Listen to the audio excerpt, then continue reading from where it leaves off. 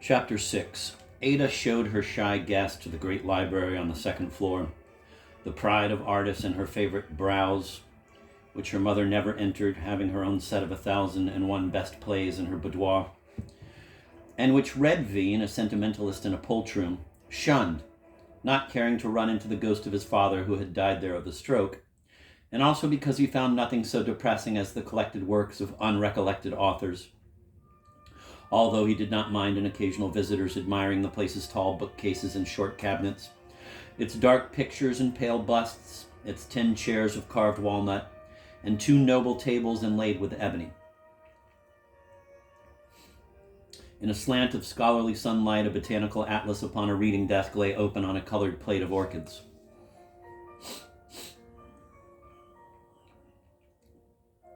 A kind of divan or daybed covered in black velvet with 2 yellow cushions was placed in a recess below a plate glass window which offered a generous view of the Banal Park and the man-made lake.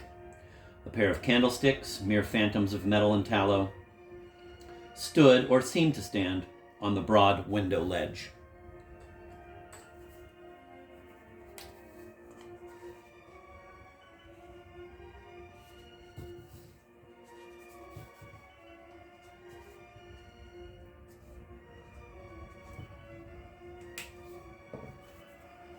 A corridor leading off the library would have taken our silent explorers to Mr. and Mrs. Veen's apartments in the West Wing, had they pursued their investigations in that direction.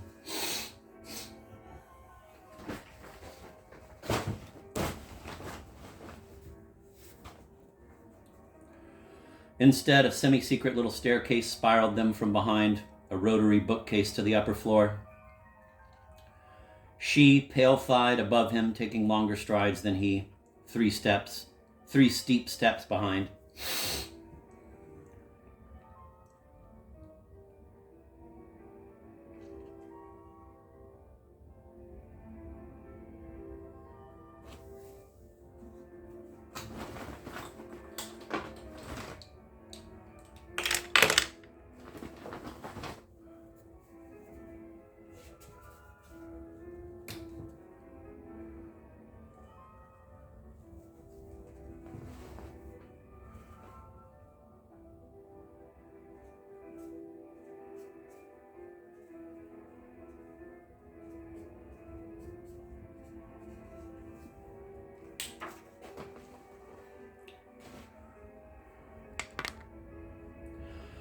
The bedchambers and adjacent accommodations were more than modest, and Van could not help regretting he was too young, apparently, to be assigned one of the 2 guest rooms next to the library. He recalled nostalgically the luxuries of home as he considered the revolting objects that would close upon him in the solitude of summer nights.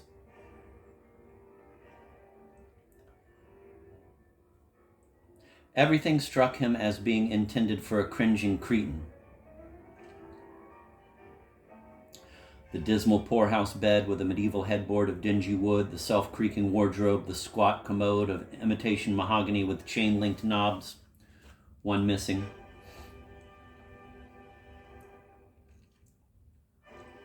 The blanket chest, a sheepish escape from the linen room. And the old bureau whose domed front flap was locked or stuck. He found the knob in one of its useless pigeonholes and handed it to Arda, who threw it out of the window.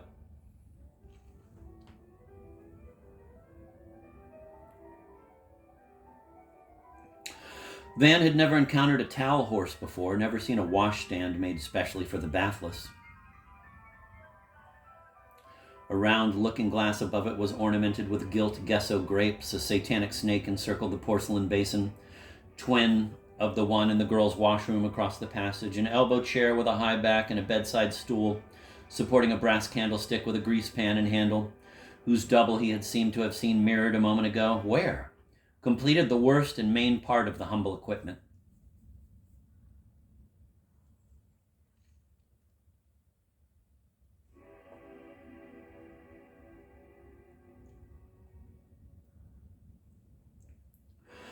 They went back to the corridor, she tossing her hair, he clearing his throat. Further down, a door of some playroom or nursery stood ajar and stirred to and fro as little Lucette peeped out, one russet knee showing. Then the door leaf flew open, but she darted inside and away.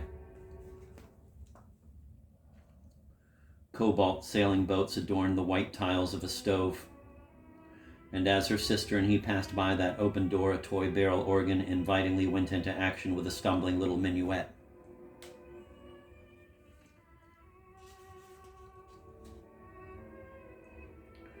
Arda and Van returned to the ground floor, this time all the way down the sumptuous staircase. Of the many ancestors along the wall, she pointed out her favorite, old Prince Vislav Zimski, 1699 to 1797, friend of Linnaeus and author of Flora Lidorica, who was portrayed in rich oil holding his barely pubescent bride and her blonde doll in his satin lap.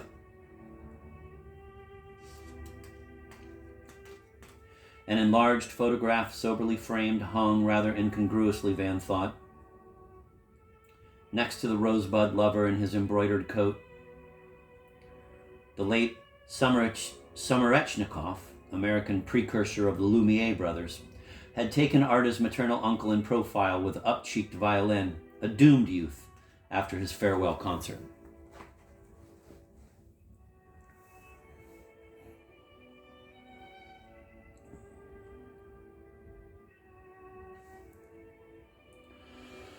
On the first floor, a yellow drawing room hung with damask and furnished in what the French once called the Empire style opened into the garden, and now in the late afternoon was invaded across the threshold by the large leaf shadows of a paulownia tree named by an indifferent linguist, explained Arda after the patronymic mistaken for a second name or surname of a harmless lady, Anna Pavlovna Romanov, daughter of Pavel, nicknamed Paul minus Peter. Why, she did not know, a cousin of the non-linguist's master, the botanical Zimski. I'm going to scream, thought Van. A china cabinet encaged a whole zoo of small animals, among which the oryx and the okapi, complete with scientific names, were especially recommended to him by his charming but impossibly pretentious companion.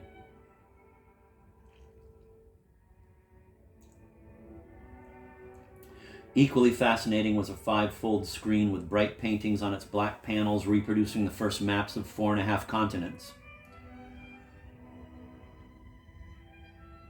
We now pass into the music room with its little used piano and a corner room called the gun room containing a stuffed Shetland pony which an aunt of Dan Veen's, maiden, name forgotten, Thanklog, once rode. On the other, or some other side of the house was the ballroom, a glossy wasteland and wallflower chairs.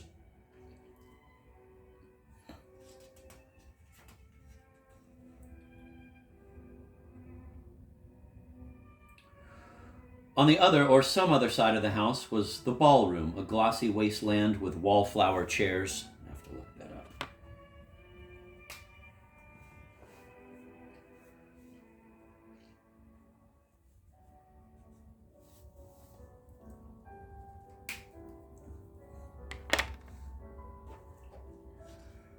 Quote, reader, ride by, end of quote. Quote, Mimo, Chattel, end of quote, as Turgenev wrote.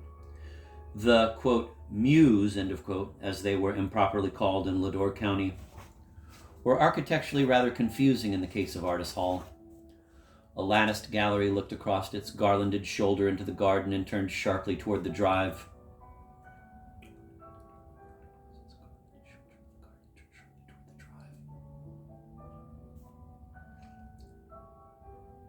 Elsewhere, an elegant loggia, lit by the long windows, led now tongue-tied Arda into intolerably bored Van into a bower of rocks. A sham grotto with ferns clinging to it shamelessly, and an artificial cascade borrowed from some brook or book, or Van's burning bladder, after all that confounded tea.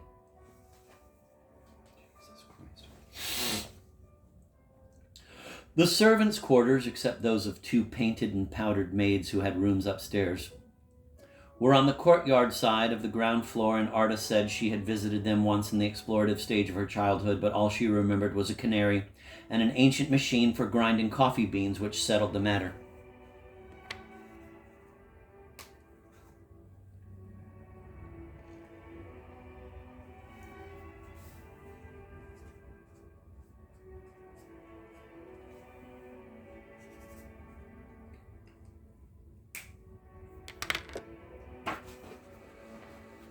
They zoomed upstairs again. Van popped into a water closet and emerged in a much better humor. A dwarf, Haydn, again played a few bars as they walked on.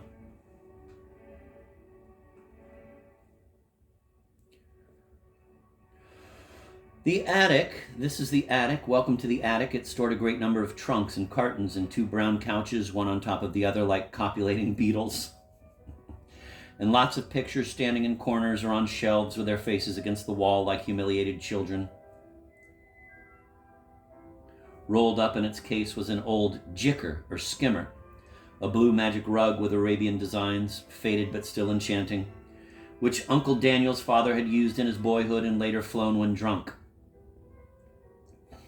Because of the many collisions, collapses, and other accidents, especially numerous in the sunset skies over idyllic fields, jickers were banned by the Air Patrol, but 4 years later, Van, who loved that sport, bribed a generally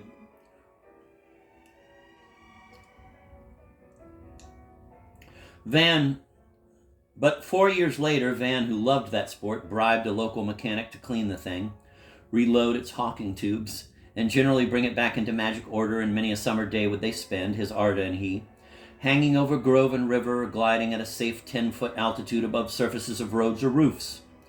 How comic the wobbling, ditch-diving cyclist. How weird the arm-flailing and slipping chimney sweep. Yeah. What a weird-ass book.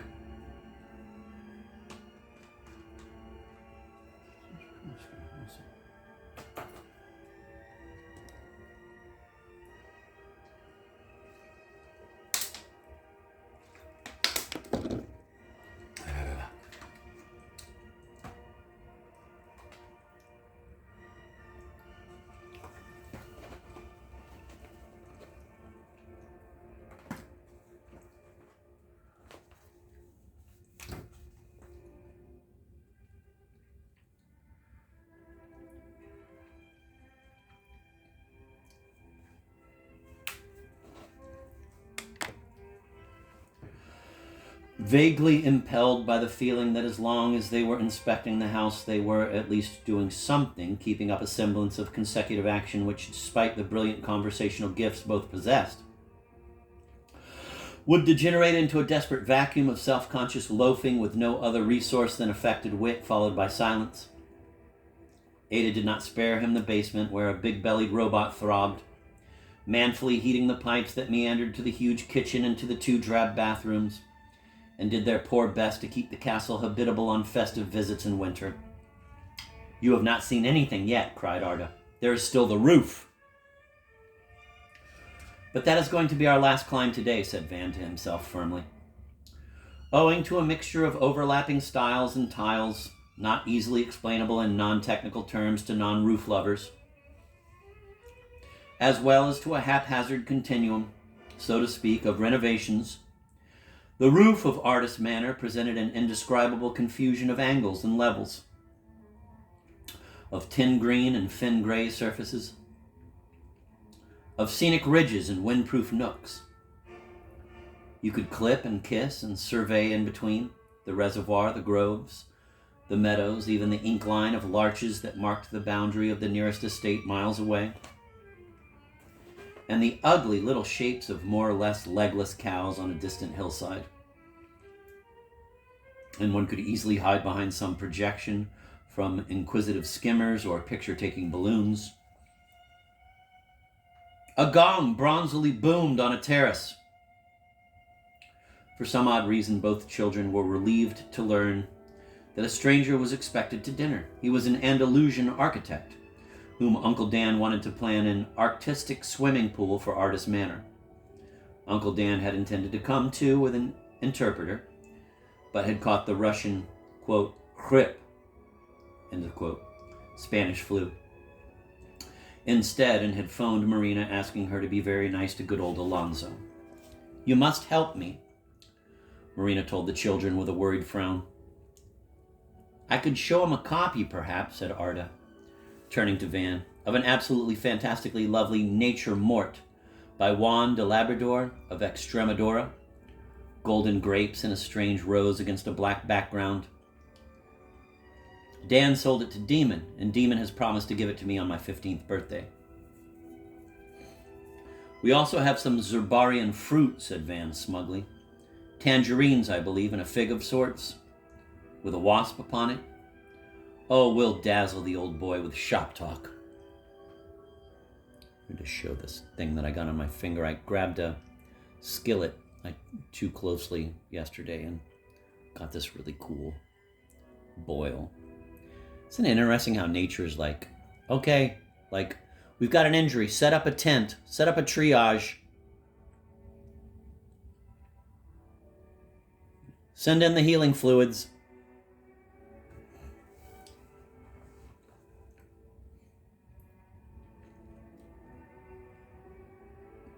Oh, we'll dazzle the old boy with shop talk.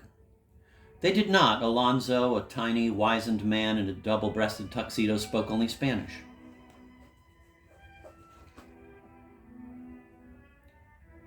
While the sum of Spanish words his hosts knew scarcely exceeded half a dozen. Van had canastilla, a little basket, and nubarones, thunderclouds, which both came from an en regard translation of a lovely Spanish poem in one of his school books. Arda remembered, of course, mariposa, butterfly, and the names of 2 or 3 birds listed in ornithological guides, such as paloma, pigeon, or grevol, hazel, hen. Marina knew aroma and ombre, and an anatomical term with a J hanging in the middle.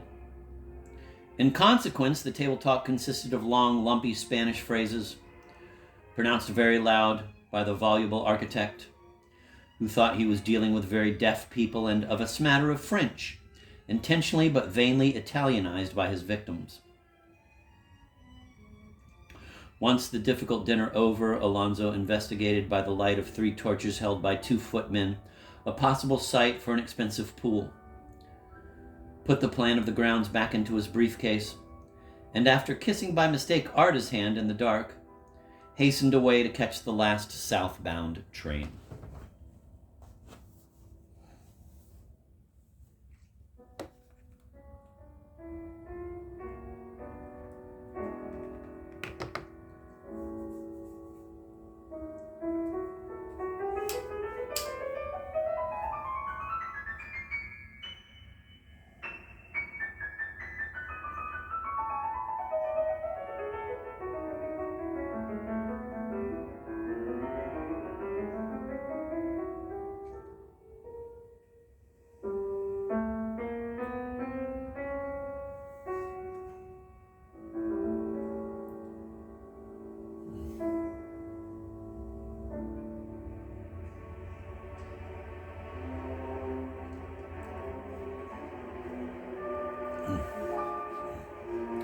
Chapter 7.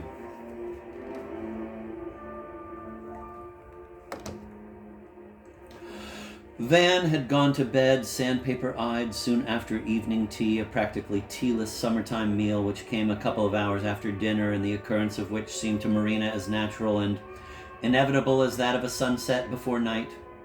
This routine Russian feast consisted in the artist's household of prostokvasha, translated by English governess as curds and whey, and by Mademoiselle Lariviere as lait caillé, curdled milk, whose thin, cream-smooth upper layer little Miss Arda delicately but avidly, Arda, those adverbs qualified many actions of yours, skimmed off with her special V with a cross through it, monogrammed silver spoon, and licked up before attacking the more amorphous, junkety depths of the stuff. With this came coarse black peasant bread, dusky klubnika, Fragaria elatior, and huge bright red garden strawberries, a cross between 2 other Fragaria species.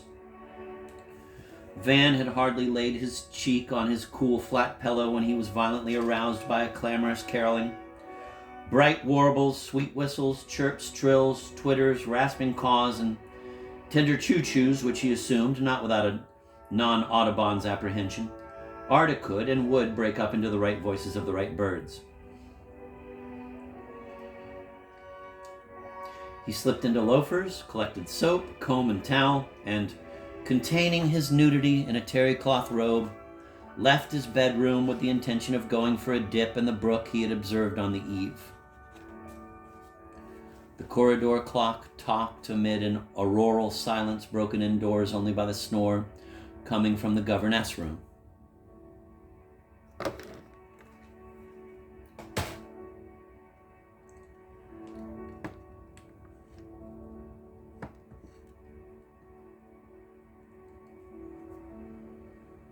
After a moment of hesitation, he visited the nursery water closet. There, the mad aviary and rich sun got at him through a narrow casement. He was quite well. As he descended the grand staircase, General Dermanov's father acknowledged Van with grave eyes and passed him on to old Prince Zemsky and other ancestors, all as discreetly attentive as those museum guards who watch the only tourist in a dim old place.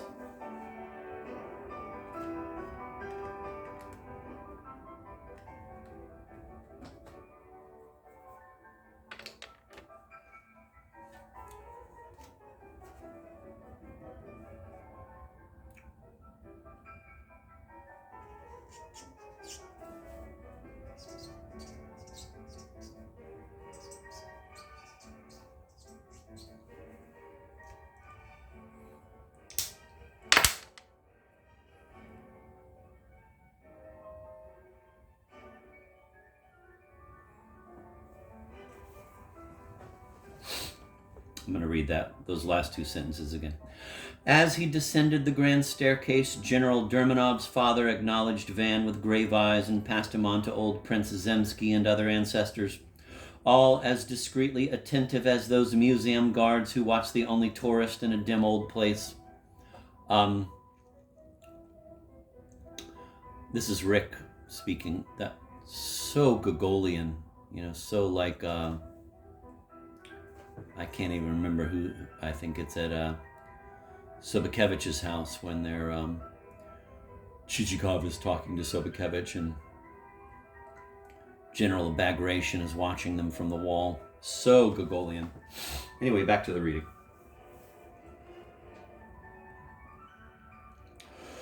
The front door proved to be bolted and chained. He tried the glassed and grilled side door of a blue garlanded gallery. It too did not yield, being still unaware that under the stairs an inconspicuous recess concealed an assortment of spare keys, some very old and anonymous, hanging from brass hooks, and communicated through a tool room with a secluded part of the garden. Van wandered through several reception rooms in search of an obliging window. In a corner room he found, standing at a tall window, a young chambermaid whom he had glimpsed and promised himself to investigate. On the preceding evening, she wore what his father termed with a semi-assumed leer, quote, soubré black and frissonette frill, end of quote. A tortoise-shell comb in her chestnut hair caught the amber light.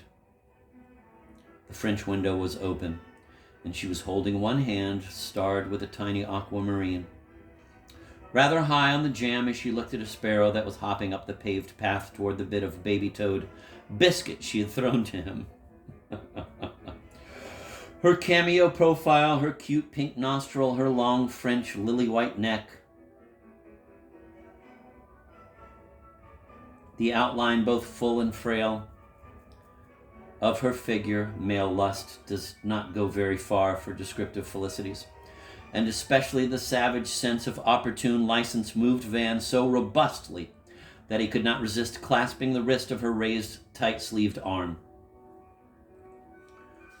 Freeing it and confirming by the coolness of her demeanor that she had sensed his approach, the girl turned her attractive, though almost eyebrowless face toward him and asked him if he would like a cup of tea before breakfast. No. What was her name? Blanche, but Mademoiselle Lariviere called her Cendrillon because her stockings got so easily laddered, see, and because she broke and mislaid things and confused flowers. His loose attire revealed his desire. This could not escape a girl's notice, even if colorblind. And as he drew up still closer, while looking over her head for a suitable couch to take shape in some part of this magical manor, where any place, as in Casanova's remembrances, could be dream-changed into a sequestered seraglio nook.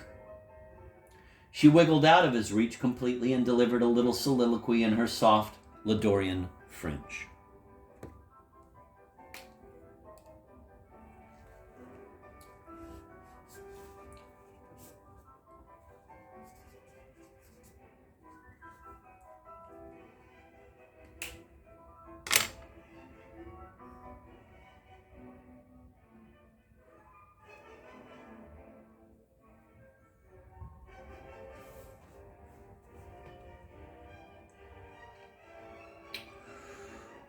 I'm going to read that whole encounter with the chambermaid again because it's just so fucking good. In a corner room he found, standing at a tall window, a young chambermaid whom he had glimpsed and promised himself to investigate on the preceding evening. She wore what his father termed with a semi-assumed leer, quote, soubrette black and frisonette frill, end of quote. A tortoise-shell comb in her chestnut hair caught the amber light. God, that's so good. Jesus Christ, better than any fucking poetry.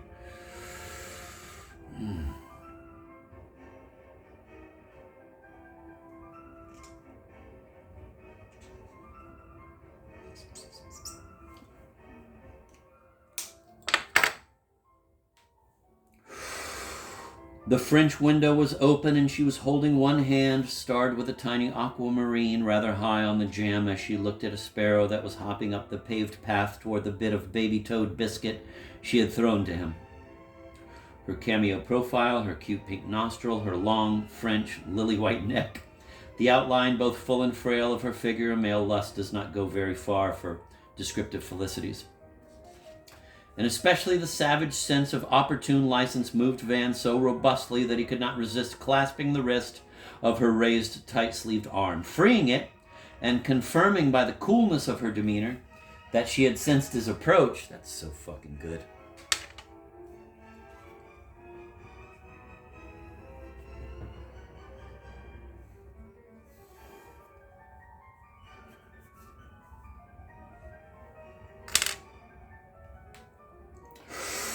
Freeing it and confirming by the coolness of her demeanor that she had sensed his approach, the girl turned her attractive, though almost eyebrowless, face toward him and asked him if he would like a cup of tea before breakfast. No. What was her name? Blanche. But Mademoiselle Lariviere called her Cendrillon because her stockings got so easily laddered, see, and because she broke and mislaid things and confused flowers.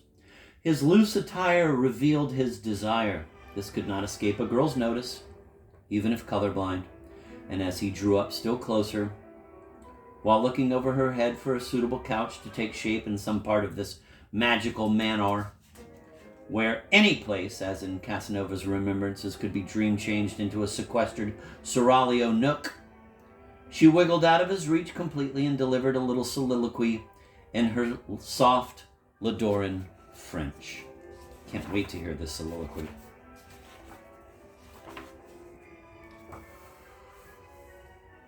Monsieur à Quinzons, je crois, et moi, je suis. Jean est 19. Monsieur is a nobleman. I am a poor peat digger's daughter. Monsieur Atat, sans doute, des fils de la vie. Quant à moi, je suis vierge, à point sur foi, de plus. Were I to fall in love with you, I mean really in love, and I might, alas, if you possessed me, rancune petit foi, it would be for me only grief and infernal fire and despair and even death. Monsieur, finalement. I might add that I have the whites and must see le Dr. Krolik, on my next day off. Now we have to separate. The sparrow has disappeared, I see, and Monsieur Boutilion has entered the next room and can perceive us clearly in that mirror above the sofa behind the silk screen. Forgive me, girl, murmured Van, whom her strange, tragic tone had singularly put off, as if he were taking part in a play in which he was the principal actor, but of which he could only recall that one scene. Wow. Damn.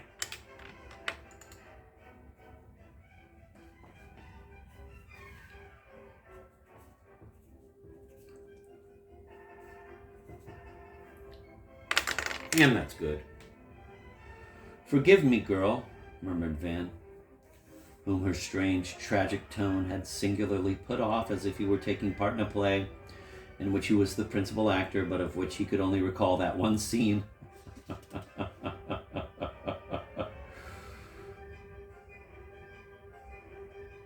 Fuck. The butler's hand in the mirror took down a decanter from nowhere and was withdrawn.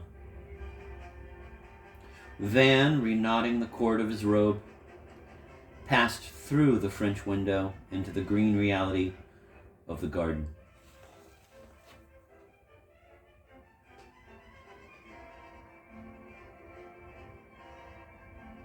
Chapter 8.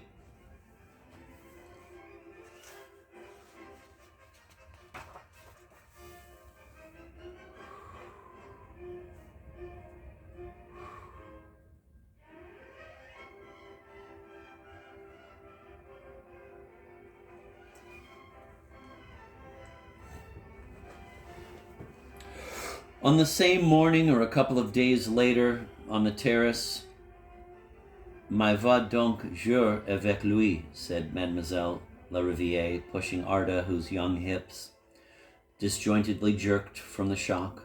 "Don't let your cousin say morfondre when the weather is so fine. Take him by the hand. Go and show him the White Lady in your favorite lane, and the mountain, and the great oak." Arda turned to him with a shrug, the touch of her cold fingers and damp palm, and the self-conscious way she tossed back her hair as they walked down the main avenue of the park made him self-conscious too. And under the pretext of picking up a fir cone, he disengaged his hand.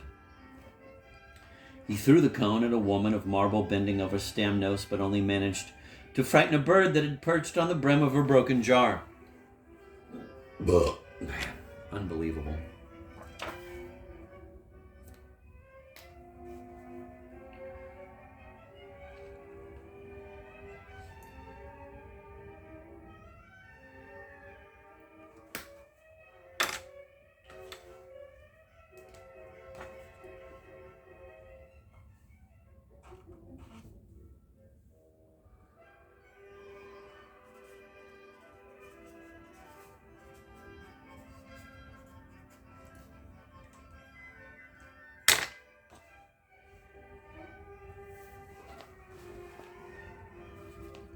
He threw the cone at a woman of marble bending over Stamnos, but only managed to frighten a bird that had perched on the brim of her broken jar.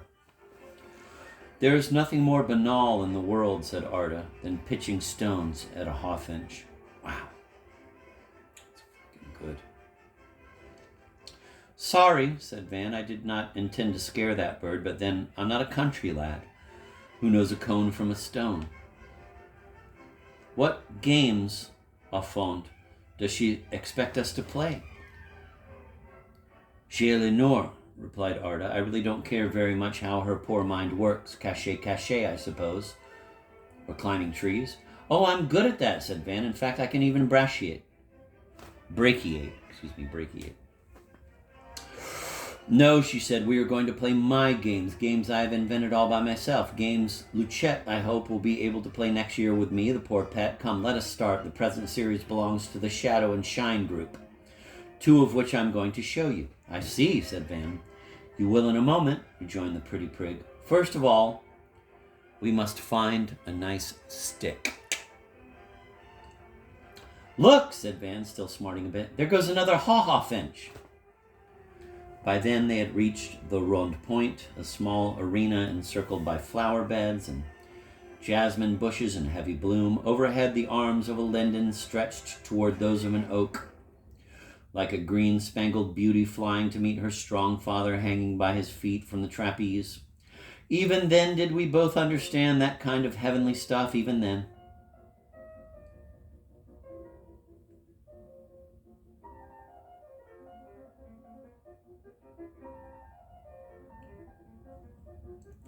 "Something rather acrobatic about those branches up there, no?" he said, pointing. "Yes," she answered. "I discovered it long ago. The tail is the flying Italian lady, and the old oak arches. The old lover aches Excuse me. Yes, she answered. I discovered it long ago. The tale is the flying Italian lady, and the old oak aches. The old lover aches, but still catches her every time. Impossible to reproduce the right intonation while rendering the entire sense after 8 decades. But she did say something extravagant, something quite out of keeping with her tender age, as they looked up and then down. Looking down and gesturing with a sharp green stake borrowed from the peonies, Arda explained the first game. The shadows of leaves on the sand were variously interrupted by roundlets of live light. The player chose his roundlet, the best, the brightest he could find, and firmly outlined it with the point of his stick, whereupon the yellow round light would appear to grow convex, like the brimming surface of some golden dye. Then the player delicately scooped out the earth with his stick or fingers within the roundlet. The level of that gleaming infusion de Toulouse would magically sink in its goblet of earth and finally dwindle to one precious drop. That player won who made the most goblets in, say, 20 minutes.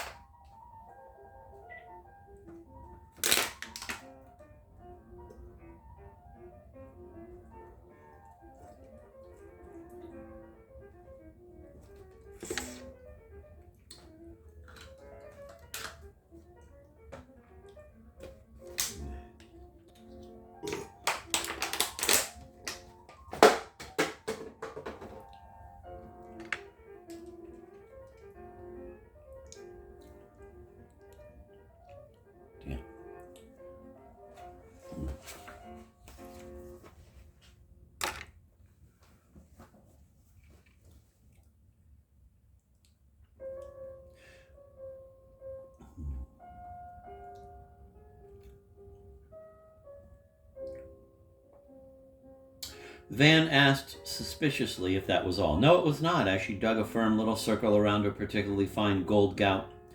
Arda squatted and moved, squatting with her black hair falling over her ivory smooth moving knees while her haunches and hands worked, one hand holding the stick, the other brushing back bothersome strands of hair. A gentle breeze suddenly eclipsed her fleck. When that occurred, the player lost 1 point, even if the leaf or the cloud hastened to move aside.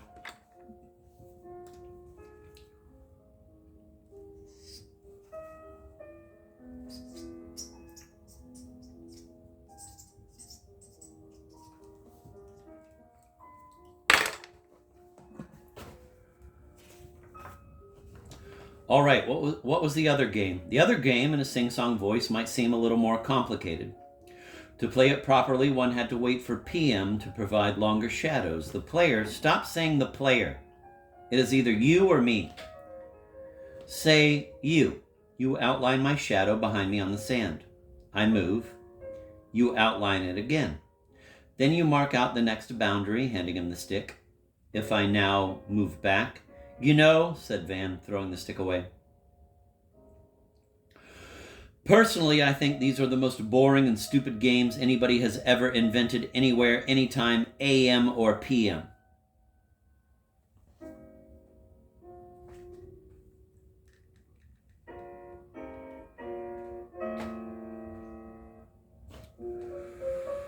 She said nothing, but her nostrils narrowed. She retrieved the stick and stuck it back furiously where it belonged, deep into the loam next to a grateful flower, to which she looped it with a silent nod. She walked back to the house. He wondered if her walk would be more graceful when she grew up.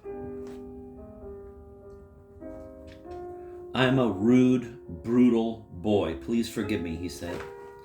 She inclined her head without looking back. In token of partial reconciliation, she showed him 2 sturdy hooks passed into iron rings on 2 tulip tree trunks, between which, before she was born, another boy, also Ivan, her mother's brother, used to sling a hammock in which he slept in midsummer when the nights became really sultry. This was the latitude of Sicily, after all. A splendid idea, said Van. By the way, do fireflies burn one if they fly into you? I'm just asking. Just a city boy's silly question. She showed him next where the hammock, a whole set of hammocks, a canvas sack full of strong, soft nets, was stored. This was in the corner of a basement tool room behind the lilacs. The key was concealed in this hole here, which last year was stuffed by the nest of a bird. No need to identify it. A pointer of sunlight daubed with greener paint, a long green box where croquet implements were kept. But the balls had been rolled down the hill by some rowdy children, the little Erminins, who were now Van's age and had grown very nice and quiet. As we all are at that age, said Van, and stooped to pick up a curved tortoiseshell comb, the kind that girls used to hold up their hair behind. He had seen one exactly like that quite recently, but when? And whose hairdo?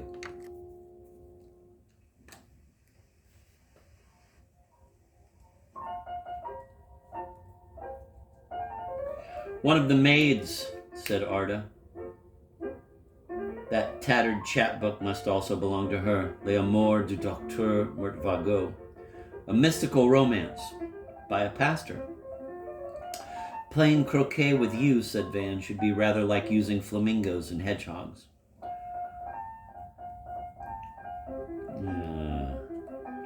Our reading lists do not match, replied Arda. That Palace in Wonderland was to me the kind of book everybody so often promised me I would adore, that I developed an insurmountable prejudice toward it.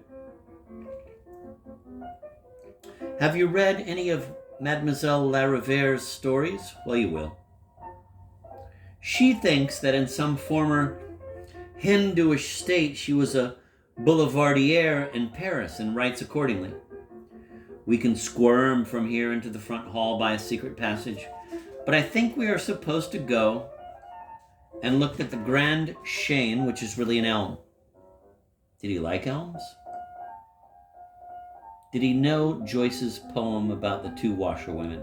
He did indeed. Did he like it? He did. In fact, he was beginning to like very much arbors and ardors and ardors. They rhymed. Should he mention it?